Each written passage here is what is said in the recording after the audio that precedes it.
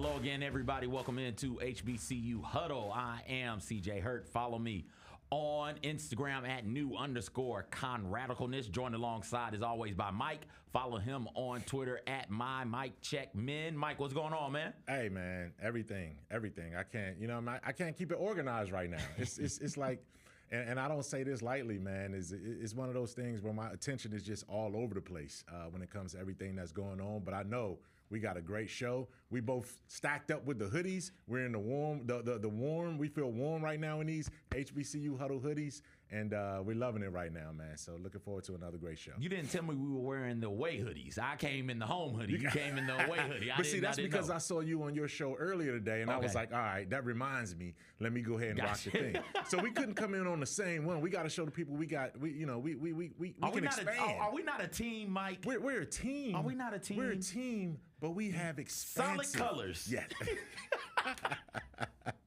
I wanted to show the versatility that we can bring. I got you know what I'm saying? We can bring the versatility with these hoodies. Yeah, it's going to be a versatile show today, Mike. We got a lot to get to. We're going to talk some about Aaliyah, Princess of R&B. She's got some cool news floating around out there. Some of that broke last week. We'll also take a look at this week's Pick 6, which is transfers into HBCU programs. We did transfers out of HBCU programs. Last week, we'll do the transfers into programs. This week, all that plus so very, very much more. Mike, but I wanted to start with Coach Eddie George of Tennessee State. He, a job that is now filled by Ben Johnson, I do believe. Yeah, Ben Johnson. Ben Johnson, Chicago Bears. Detroit Lions offensive coordinator this past season. He's got the Bears job, but before the Bears went ahead and hired him, they did an interview with Eddie George of Tennessee State. Mike, when you saw this, did you think, okay, like Eddie George is moving on up in the coaching ranks? Because I will tell you that is not the first thing that came to my mind. Well, I tell you what, we talked about this last week on the show last week when it surfaced, because I think as we were recording last week, that's when that news just popped off, that Eddie George was going to get an interview or was in the process of interviewing with the Chicago Bears. And we talked about, how, listen, man, I hope he gets a legit opportunity and, to put himself in front of a head coaching opportunity in NFL like that. But, the first thing I thought of was, it's good that his name surfaced. And the second thing I thought of was, man, we're hearing about a lot of interviews right now. Like publicly hearing about a lot of interviews, whether it's the Titans and their GM search and the coach, all of these things.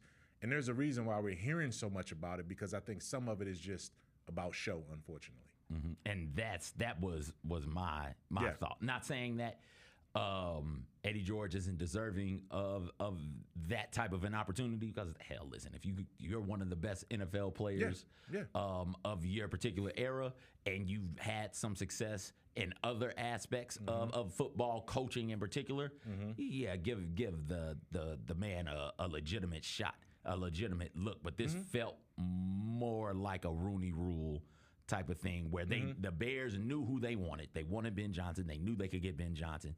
And then they just started doing a bunch of interviews to try and fulfill the Rooney Rule. For those of you, it's that time of the year. I can count on the Rooney Rule popping up this time of the year, right? Like it's like Thanksgiving. It's like Christmas. I know divisional round, conference championship round. Let's talk about some Rooney Rule. And for those of you who don't know about the Rooney Rule, the NFL adopted the Rooney Rule in 2003 based on recommendations made by the league's Workplace Diversity Committee. It's now known as DEI, and I know that gets some people going right there. But it was a campaign. It was a rule put in place because there was such a lack of diversity at the management level on NFL teams, from head coaches to general managers and to executives, throwing coordinators.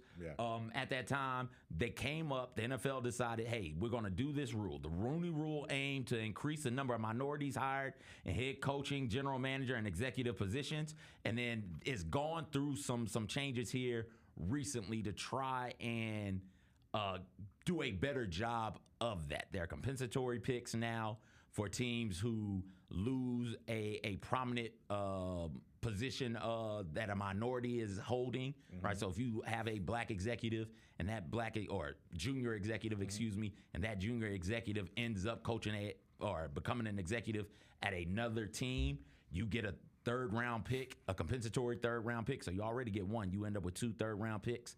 And there have been other things done to try and incentivizing these franchises, these owners, these teams into hiring more minority candidates. And at times, I feel like it gets in the way of itself. You know, it is one of those things where nobody wants to be the token. Everybody, if you're interviewing for a job, you want to be interviewing for the job on your merit, and you want to be given a legitimate shot to get the job, not just because you're different than everybody else that has been hired. But I feel like too often the Rooney Rule misses the mark on that, Mike. That's a lot. You know, that's a lot. And you know, the thing about it is that I was a professional reporter when the Rooney Rule came into place. You know what I mean?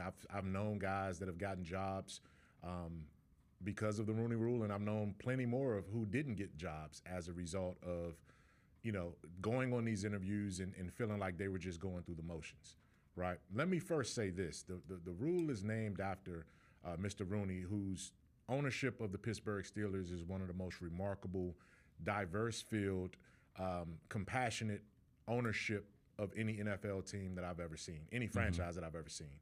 You know, Rooney was responsible, the Rooney family was responsible for what led to, you know, Tony Dungy getting the first opportunity eventually as a coordinator and then as a head coach. They also drafted Jefferson Street Joe Gilliam, right, out of Tennessee State. He went to Pittsburgh under the Rooneys in that situation. So the Rooney family has done a lot. Mike Tomlin here recently. Mike Tomlin, right. yes. He's done. They've done a lot. Yeah. So that name, the Rooney Rule, gets sort of a bad rap, and it's unintentional because it's what you can't do, CJ. And I want to get your thoughts on this too, because I want this to be a discussion. Is that you can't legislate intent and hearts. You can't legislate your way into equality and diversity and equity. Like, it's meant to open your door so you can legitimately bring in a diverse field of candidates and maybe learn something about someone that you didn't know before you had a preconceived notion about who you wanted to hire. In some ways it works. In some ways it works. In some ways there's still so much work to be done. As it relates to Eddie George, I looked at it in 2 ways real quick. Yeah. The Eddie George one, I was hoping that it wasn't just going to be, hey, let me get a high-profile person here. He has the NFL track record, and we can get by saying we gave a legit look at Eddie George. Well, he might not get the Bears coaching job, but now I want to see him get a coordinator position, or at least get the opportunity to be a coordinator somewhere. That's one way. The other way was the Deion Sanders, Jerry Jones thing. And in that way, I still saw it the same way. I saw this was a public show, and there's no way the Dallas Cowboys are going to hire Deion Sanders. This is Jerry Jones saying, hey, let me throw this name out here, and it was beneficial to both. For Jerry, he could say, this is a legacy Cowboy guy, and I'm going to give him a shot to at least, you know, look like he's a candidate for the job. For Deion, it's, you know what, let me add some more to the ego. I can coach the Dallas Cowboys, and if I don't want to go to Dallas, guess what Colorado has to do now? Pay me, yeah. pay me. So it was mutually beneficial. So it can go both ways, man. I think both sides are leveraging these things in a way, but hopefully, ultimately, it will lead to what it's supposed to be. The true heart of the legislation was supposed to be for equality and opportunities. And we've seen some, but there's still a long way to go. So this is where I have, I won't say personal issues, because that's not what I'm going for. This is where I get confused when I try and think all the way through the Rooney Rule, where it is, hey, it feels like you're just going out there at times. Where's the nearest black guy at? Hey, come in and interview for this job so we can go ahead and make the hire that we want to make. But to your point, your earlier point, Mike, yeah, there have been coaches who have very much benefited from this rule. There have been women who have very much benefited from this rule. So, I don't think if you took the rule away, that would be the case. And this is where we fall into sort of a... So hold on, clarify that real quick. You're saying... If the Rooney Rule was not around, I don't think we'd have near the amount of diversity that we do in front office positions in the NFL. That's I understand that. I just want to make sure. Yeah. That's my point there. And I think that this is the issue if we expand it past just the NFL, because everybody's going through a bit of a... I don't want to call it awakening, reawakening. Like we're there. businesses all over are trying to figure out how to appropriately bring in diverse candidates. And DEI programs across the nation are being cut from universities, Chick-fil-A, Walmart, right? Like, they're doing away with DEI because I guess the thought is, to your point, and to I think my point also, because I don't disagree with anything you said, right? You can't legislate this. Right. This has got to be something that is just done. Yeah. But until we can get to a point where it is just done, you do have to have these things in place. And we see with the affirmative action case, we see high profile universities, I think North Carolina, a couple of Ivy League schools, went back and looked, and not went back, like they're looking at their campuses right now. It's like, oh boy, this is not diverse at all. Like, this is what we were afraid of. If once you do away with those programs, if you fall back into the pattern of only hiring and looking at the same types of people. So while I do not like the fact that at times the Rooney Rule is misused and it's very clear, okay, we got to interview 2 black coaches, or we got to interview 2 black people for this coaching position. We got to interview 2 minorities for a front office position, and the NFL counts women as a minority group. Right. So we got to interview 2 of them, and then we can go out and hire who we want. I do not think that we have the diversity that we have in the NFL right now. And it's not great, but it's there. And I don't think it's there without some sort of legislation. Yeah. And I'm not sure what to do to make that better, because I don't think it is as good as it can be right now. It can be a lot better, but I also don't think it's a monolithic approach to it. I don't think every owner, all 32 owners of NFL teams, go about hiring the same way.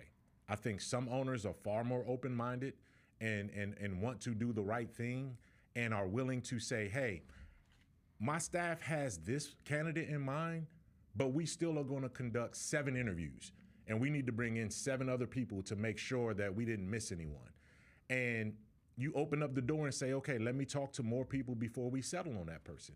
But you and I both know, and I've been in the sports industry now for almost 30 years, man, professionally. And I am now someone who has been in a hiring position, right, where I bring people into a sports business from that standpoint. And I know that there are certain protocols that you want to follow when you're trying to diversify your team or your workforce. And so you do identify, okay, look out among our cubicle, or look out among our team right now. What do we need to be a better representation for the public that we are serving? We need to reflect that diversity. So now we might need to add women. We might need to add another minority in terms of someone of a different race or background. So then you're targeting these people at the expense of maybe someone who may be not in that group who's more qualified. So we all are guilty of it, because it's part of trying to reach a level of diversity that the industry deserves, man. And it's tough. It's not easy at all. So I'm not going to say, some people, and I'm saying some in a small group, some people out there just think the NFL, whatever it does, is racist.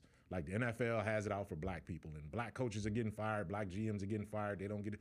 Some of that may be true, but it goes a lot deeper than that as well, too. As an owner, you cannot tell a billionaire how to operate his business. What you can say is be open-minded about your process. And the Rooney Rule is supposed to be a process that helps you become a better and more compassionate person that's hiring people. And sometimes it falls short, and sometimes it hits the mark. It's simple as that. This year, I didn't mean to say simple as that, because it's not simple at all. But no, that's it. But it is simple. Be a good person. Be kind. Be somebody who acknowledges that, hey, we're not the same. There are differences amongst us, but that doesn't mean I should withhold opportunities from you. Like, that's easy peasy, mon freezy. That's simple. True. Now, how we go about doing that, I think, I don't think that can be really complicated. I feel like there are a lot of bad faith arguments happening as it pertains to diversity and inclusion in this nation right now. And it's if you do not want diversity, just say that. Because why are we having bad faith conversations and discussions about these types of things? I think some people, I'm not sure how many people don't want diversity, but I am sure that more people don't want to be told how to do it. That's the right, the other and piece that's of it. the problem. And here's the one thing, and I wanted to go back to this on Eddie George too. Remember, it was 2 seasons ago where he was in that program for NFL training, and he went up to Chicago. About that program. He went up to Chicago, and he was an intern with the Bears at that time. So that opened the door for him to have another conversation. So I don't want to just dismiss the Bears talking to Eddie George as just a Rooney Rule situation. These things come in layers. What I would be happy about is if the Tennessee Titans, next time they look for a coach, say, hey, let's think about Eddie George. He's right there. He's done all of this for the organization. And when they have an opportunity to make a hire, they need to look at him because he fits the bill from that standpoint. So I think he's building up to a point where he will get an opportunity if he wants it. And it's going to be because the NFL also has, beyond the Rooney Rule, they have trainings for coaches in waiting, especially minority coaches, who can get exposure to these organizations along the way. And I think that's great. It can't just be, hey, here's this sweeping rule. In the NFL, this rule has been in place since early 2000s. Yeah, 2003. And I feel like every passing year, whenever they decide to sit down and take a look at it, they do get it more right? Where at first I feel like it was just, hey, interview black people. It was like, okay, cool, we'll interview them and then chuck them out the door and we'll go on about our business. But since then, it's been, okay, we need a legit system of training to make sure that they are qualified to do these things, so that when they go in for these interviews, it's a legit resume. It isn't just, all right, you're black, interviewers. No, I've got resume and I've got experience and I've got connections, and that's the other part. That's the other part. A lot of these people, I remember Jerry Jones many years ago, not many years ago, but a while ago, Jason Garrett. Yeah. When he had to let Jason Garrett go, and he had kept Jason Garrett, I don't know, maybe 3 seasons too long. He sat at the podium, and I think it was just a throwaway comment. I don't think anybody paid it attention. He was like, this one was really, really hard for me. You guys don't understand. I've had a Garrett on my coaching staff going all the way back to like the 70s. And it's, oh my gosh, that means Jason Garrett's grandfather, his father, him, knew Jerry Jones well before Jason Garrett became head coach. And so many times in these interviews, we know this because I don't know if you guys ever got your friends on at a job. I know I have. I've had friends get me on at jobs. The interview, getting the access to the interview, it's about who you know. And then how the interview goes, it goes a whole lot better when the person you know is the one sitting across the table doing the interviewing, right? And so you have to think, all right, how many of these candidates, how many of these head coaches, and stop and think, it's a lot of them. Like they're here because their grandfather was a coordinator, and then their dad was a coordinator, and now they get to be coordinators because they came up in it, and the owner saw them every day, saw them from high school age through college to early professional to now this point. And oftentimes, because just racism, that's how it worked. 60s, 70s, when there were no black people in those types of positions, when there were very few black people in those types of positions, like we just don't have that sort of access. So it's not. Going back to Jerry Jones, there's no way for him to have had a relationship with a black head coach all the way from birth till now, because hell, his father wasn't on the coaching staff in the 60s and the 70s, right? Like that's what this rule and other diversity and inclusion acts look to try and rectify.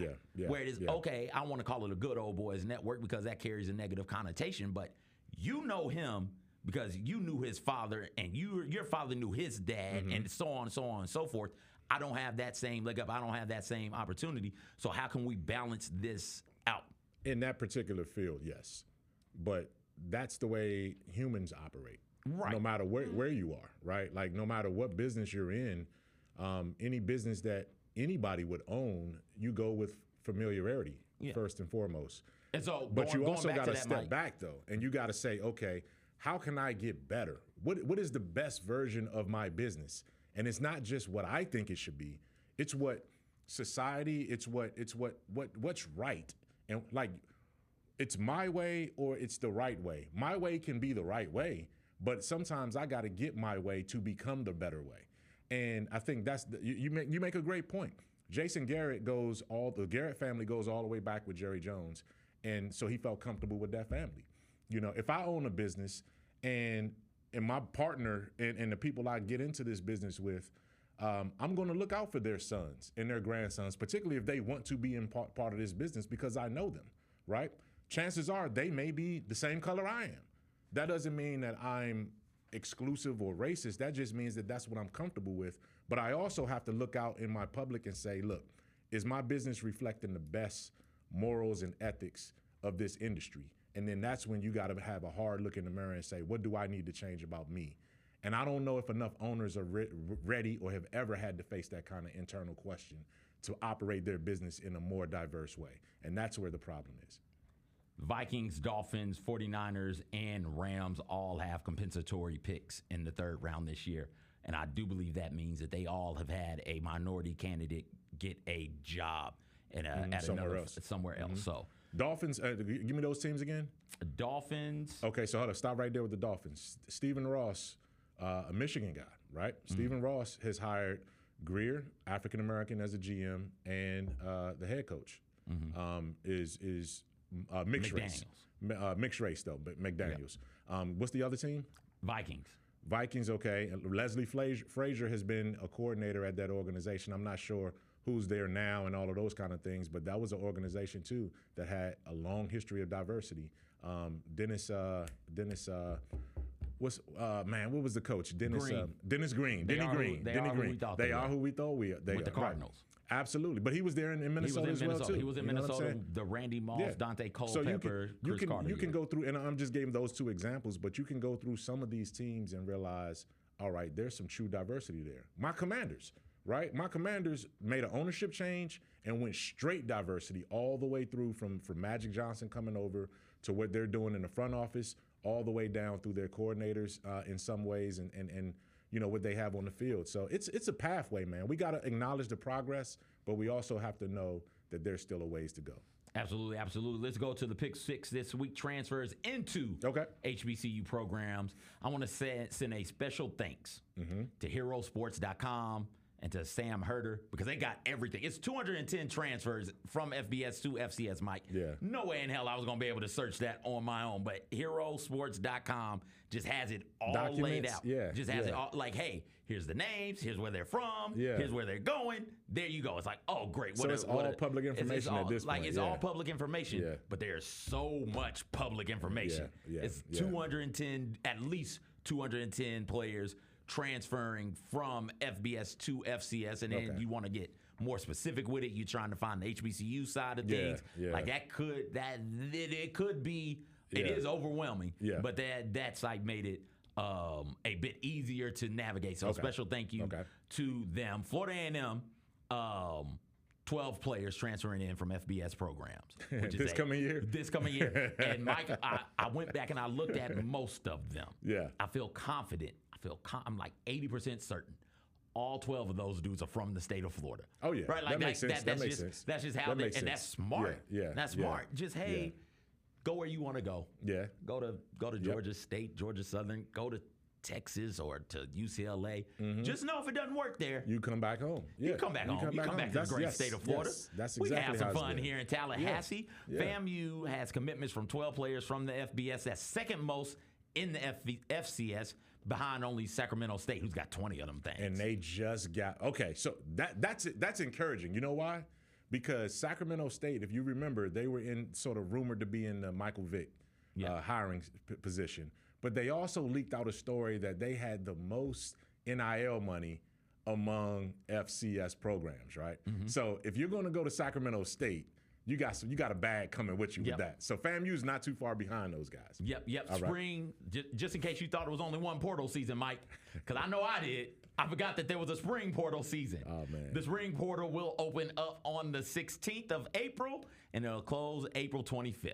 So there's another rush of guys right before right after spring camp. Yeah, right after. Where you find out, okay, this is where I am on the depth chart. Cool, I'm out again. I'm out. I'm out again, more than likely. Yeah. So let's take a look in no particular order, just organize the names because honestly, I don't know. Most of these guys are transferring for a reason, and that reason is they didn't play a whole lot. At their previous stops. So using some of their high school ratings from 247 accompanied with transfer ratings as well. Some kids had done, or young men had done JUCO as well. Yeah. Using all of that, I tried to come up with 6 transfers into programs, and we can get started. We talked last week about Jackson State having a couple of guys transfer out and go to FBS programs. Well, here's one coming in from a FBS program from Florida. Quincy Ivory, defensive end,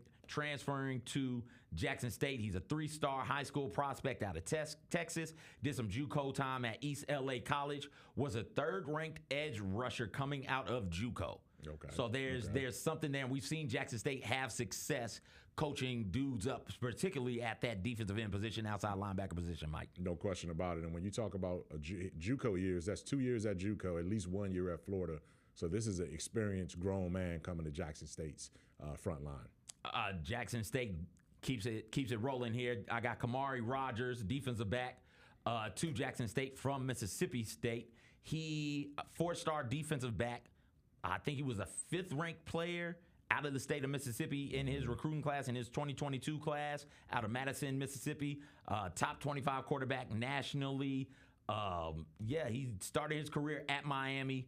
I think he redshirted at Miami, transferred to Mississippi State. I think he had an injury that kept him out this year at Mississippi State. I can't remember. And then he ends up transferring to Jackson State. So Jackson State's got 2 studs coming in on the defensive side of the ball, Mike, where they were really, really dominant this year. And they have a chance to get right back there as well, too. And this guy, he keeps transferring closer and closer to home. He went from, he started off in Mississippi, went to Miami, then came to Mississippi State, Starkville, and now he's back in Jackson, which is just a stone's throw away from his the suburbs where he grew up in Madison. So intriguing to see what Kamari is able to do and if he can get his career on track finally.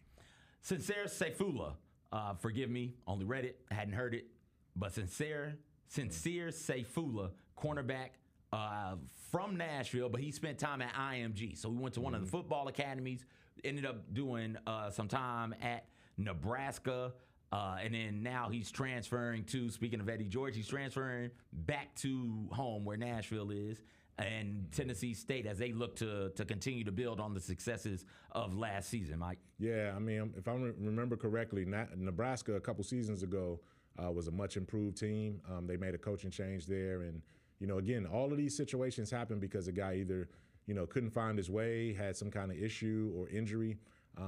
Tennessee State definitely needs to continue to reload that defense. They have some good guys coming back. So if Eddie George is back in Nashville at Tennessee State, he has another marquee guy coming to fill in. Israel Carter is one that I'm putting a big old asterisk by, putting a big old star by him. Quarterback going from USF to Norfolk State, where we talked last week about Mike Vick being there. Yeah. I want to see, I saw him play there. At USF? USF, yeah. Okay. You saw him play a little bit not according to the fans, not near enough. So he was 3rd on the depth chart. They had a quarterback injury. He's 2nd on the depth chart, and the fans wanted him to be the starter. Like the fans were clamoring for him to be the starter. He decommitted from Arizona State to go to USF during his prep. At the end of his prep career, and I'm pretty sure he has 3 more years of eligibility. So that's the one Vic can build with. He can build with Israel Carter. That's a good thing. This might be my new body. This might be Andrew Body. I don't wish that on him yet. Body's got to get healthy first. Like my love. Not necessarily the career. Hopefully, it's not the career that Andrew Body had. But I think that this is somebody who I think I can see it. Yeah. Just like our guy, Tennessee State, just left Tennessee State. Draylon Ellis. This is a 3-year potential guy under your program right here for Vic. This is a guy that he can build with, man. So that's got to be exciting, man. When you transfer into Vic and he's just getting started and you're going to be playing for him, it's going to be worth keeping an eye on Norfolk State. Yes, absolutely. Antonio Gates Jr., wide receiver to Delaware State, the Fighting Kyras from Michigan State. Officially, he left the Spartan program the week of the Michigan game, but there was some stuff going on where he wasn't seen around the program for a couple of weeks. I'm pretty sure he also has 3 more years left. He played in all 12 games for the Spartans his freshman year, and then his second year, he didn't play a whole bunch, and that's when he decided, okay, I'm going to transfer. He was a 4-star prospect coming out of high school at the wide receiver position, and look at where he's going. He's going to Delaware State, where a prominent wide receiver, a really good wide receiver, and Deshaun Jackson is the head coach. I look forward to seeing what Deshaun Jackson can do molding the son of a former NFL great. Well, I'm telling you this much, though. The fact that, he started off at Michigan State, played 12 games, and it was a controversial season because they ended up pushing that coach out. Had an interim last year, right, at Michigan State, and it didn't work out well for him, so now he's going to Delaware State. So you know that there's something there, even if it's just the pedigree there, that's worth kicking the tires on, man. And we'll see. We'll see. Kyra might have to. If Delaware State turns out to be something, if the fighting Kyras, she might have to come up here and sit beside you, and we got to find another director downstairs, man. I'm all right on that. Kyra can stay where she at, baby. Last, certainly not least. Like I said, Florida A&M got 12 transfers coming in from FBS programs, second most in the nation. I went with Gavin Hill, tight end. Because I'm curious about him. To FAMU from Florida, they got him as a tight end. He's played defensive end in high school.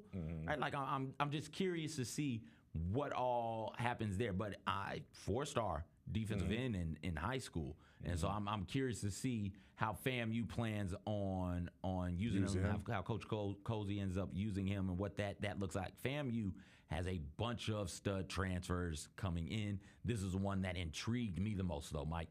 And I think when you look at that and you talk about guys that are bookended right there based on what you have for FAMU and what they were able to do, this is a team that you got to go into next year and you're saying, okay, FAMU's going for it all again. Like, they're absolutely going for it all again. And FAMU's always been a good home, a second home for a lot of transfers like that, even going back to when I covered them when they had the Gulf Coast offense under Billy Joe and, the late 90s and, the Rack Boys and all of that. They had a lot of transfers. They always had the quarterback position was always full of transfer guys coming in.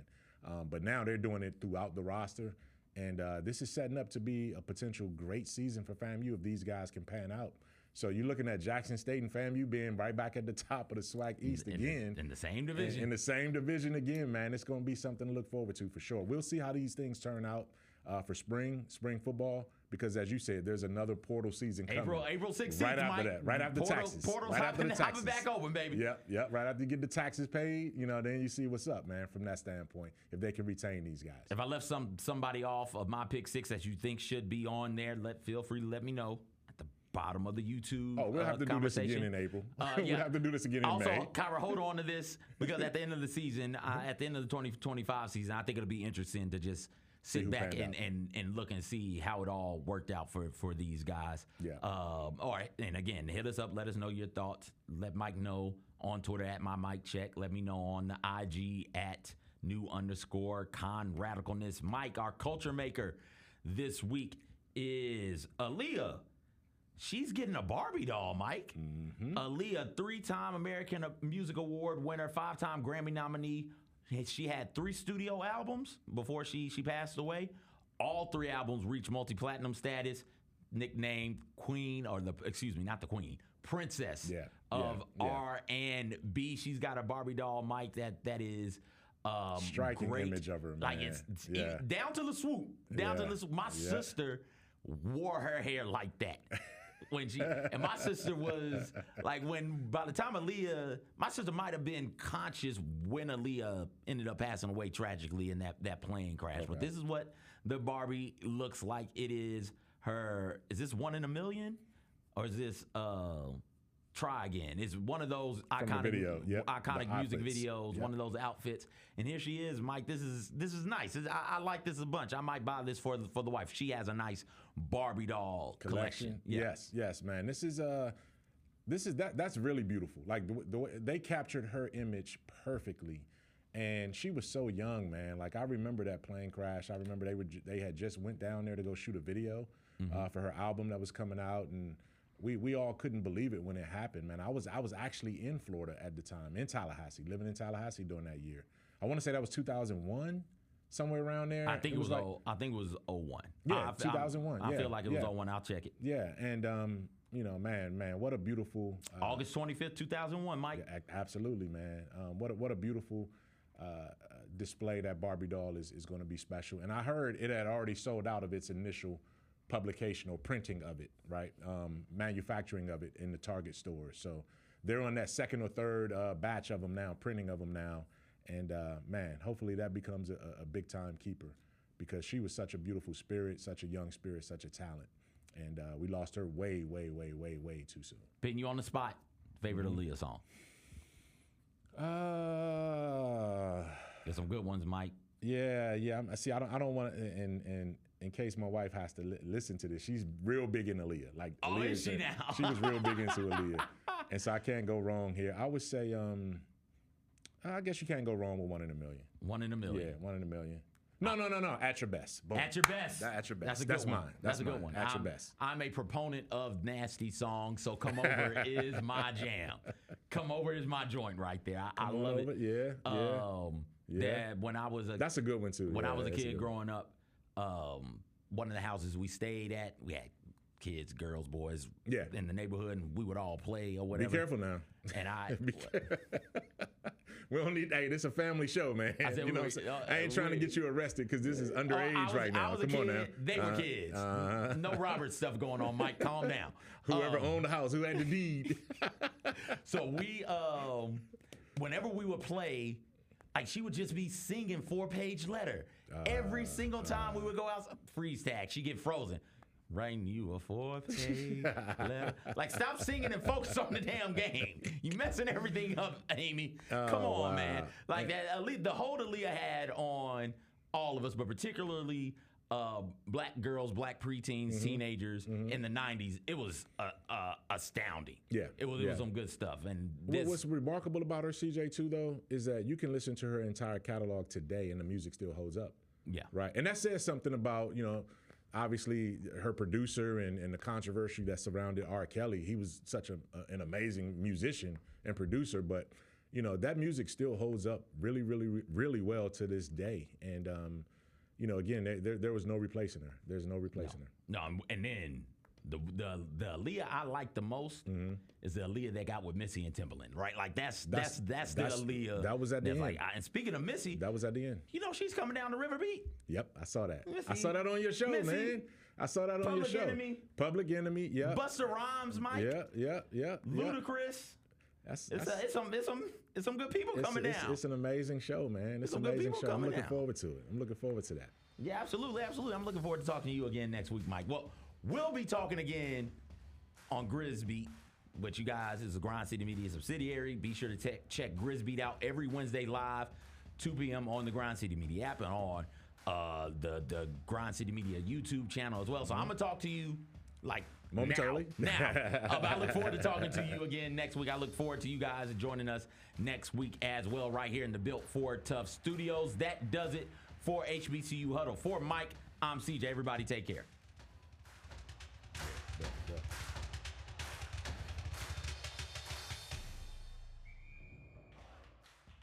Somebody who really has done what they were supposed to do, or maybe wasn't expected to do, is Jalen Wells, the Western Conference Rookie of the Month. What you're seeing right now is him showing that, hey, no matter where I was going to go in the draft, I was going to be ready.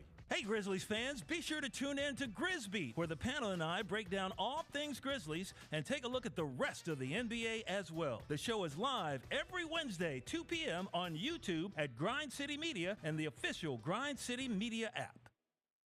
There was a tweet from NBA G League that Cam Spencer was, quote, unconscious. Cam Spencer had 51 points on 75% shooting. The Grizzlies' front office ability to find talent late in the draft continues to be a massive, massive positive for this team. Tune in to the Jessica Benson Show with CJ Hurt, live every weekday at 8 a.m. on YouTube at Grind City Media and the official Grind City Media app. How about them Tigers? How about the Tigers? Go. Beat Tulane in a game that nobody called. Nobody thought was going to happen. They were a 2-touchdown underdog, and they got the win. Number 25 in the AP right now, number 24 in the coaches poll right now. So this is a Tigers football team that's going to end the regular season ranked in both major polls, possibly ranked in the CFP as well, with 10 wins. That's a damn good season. The Odds Couple, live at 2 p.m. on YouTube at Grind City Media and the official Grind City Media app. Like in the bowl game, the defense played lights out. The offense didn't show up. But it is what it is. But do I still love him? Yes, I do. Do you love Kalen DeBoer? Yeah, I think a lot of Kalen DeBoer. I think he's a good coach. You do? Yeah, I just I'd give the man time. Let him get How his much? time. How much time? Because About another year or two. The Chris Vernon Show, live on weekdays at noon on YouTube at Grind City Media and the official Grind City Media app.